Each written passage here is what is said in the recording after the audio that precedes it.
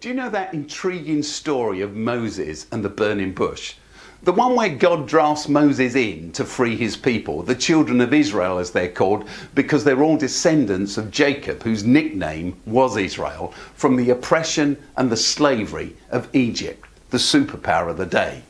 I've seen how my people are suffering as slaves in Egypt, and I've come down to rescue them, God tells Moses. But then he adds, so now go. I am sending you to Pharaoh to bring my people out of Egypt. But understandably, Moses is a little worried.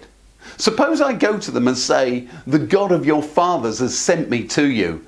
And they ask, what's his name?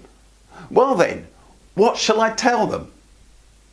Now, if you know this story, you'll know that in spite of his quest for clarity, Moses gets the most cryptic of all answers from God, who declares in response, as the book of Exodus in chapter 3 records, I am who I am, which, by the way, the experts tell us can also be translated, I will be what I will be. Before continuing, this is what you are to say to the Israelites, I am has sent me to you. Now, on first hearing, calling yourself I am sounds a little bit like a rebuff to Moses' question rather than a reply. More of a veiling rather than an unveiling. Who are you? Moses inquires. I am, comes the retort. Is that it? What do you expect me to do with an answer like that? Moses might have sighed. In reality, however, I am, which sounds a little bit like the word Yahweh in Hebrew, which incidentally is why Yahweh became the Hebrews' most treasured name for God, was not only the most intriguing, but the most profound response that the God of Israel could have given in the light of Moses' query. Because it leaves the whole question of who God is, what the content of his name is, and what he's like, totally open. I am, Yahweh, refuses to be labelled, boxed in, or summed up in a word. Instead, he will only come to be known by Moses and by the people as and if they choose to journey with him. Yahweh is who the children of Israel will discover him to be as their relationship with him develops and deepens. We see some of the significance of all this as we consider the wider context in which I am reveals himself to them. The ancient Egyptian sun god Aten, for instance, was worshipped as creator of all, the valiant shepherd. And Amun-Re, another Egyptian god, was hailed as the Lord of truth and the father of the gods, who made mankind and created the beasts, who made what is below and what's above, the sovereign one.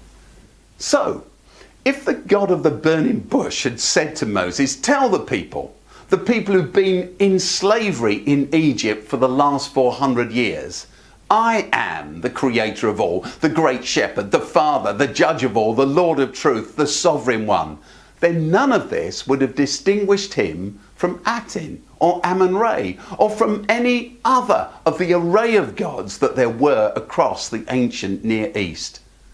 But not only would he have been confused with them, he would have been perceived as having the same kind of volatile, unpredictable character and behaviour that all these other gods were well known for, despite their grand titles. Instead, what Yahweh does is to make it clear to Moses and Israel that his character is in stark contrast with all the gods that others worship across the ancient Near East. Don't confuse me with them, and don't try to box me in, he's saying. I am not like any other god you can imagine. I am different. Let me surprise you, because I am who I am, and I will be who I will be. And you can only discover who I am in the unfolding relationship that develops between us as you walk with me. Any premature label would be superficial, even misleading. But if you journey with me, I will shape your story and your moral and spiritual framework, and as we journey together, slowly give you a deeper understanding of who I am. So it is that the Israelites will discover that they're called to live out a distinctive moral and spiritual vision as Yahweh's ambassadors, modelling what they're slowly coming to realise is his justice, his mercy, his love and his concern for the oppressed, for the stranger, the widow and the orphan. And it's exactly the same for us today. The God of the Bible's distinctiveness can only truly be discovered as we journey with him. He does not fit with and he can't be defined by our preconceived or borrowed ideas from elsewhere. And here perhaps is the most extraordinary part of it. Whereas so much of our modern theology is preoccupied with trying to convince people that God is there, the entire Bible, from beginning to end, is concerned with a very different and a far more important question.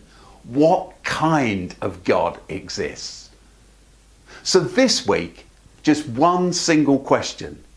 How has your understanding of and your relationship with God changed and been deepened as you've journeyed with him?